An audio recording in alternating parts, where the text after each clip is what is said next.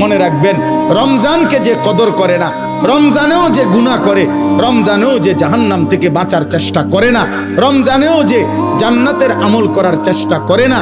ভাই আমার, ছেলেরা আমার, বাবা আমার, পর্দার আড়ালের মা বোন আমার, সবাইকে এই শেষ কথা বলি। আল্লাহ রসুল বলছে, জিব্রাইল আইসা রমজানের শেষ দিন নবীজিকে আইসা বলে গেছে, ইয়া রসুল আল্লাহ, এত বড় রমজান পেল,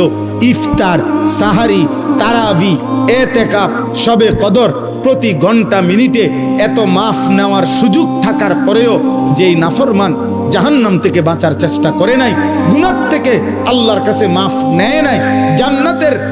জরুর আশা পূর্ণ করতে পারে নাই, আমল করতে পারে নাই, খোদার কসম নবীজি বলছে, জিব্রাইল আইসা বলছে, ইয়া রাসূলুল্লাহ, এমন নাফরমানের উপরে আল্লাহর লানত, আল্লাহর লানত, লানত, লানত। নবী বলছে আমিন, আমিন। মানে নবী বলছে, হ জিব্রাইল, আমিও বললাম আল্লাহ, এমন লানত আপনি কবুল করেন এই নাফরমান উম্মতের উপরে, আমি নবীরও লানত, যা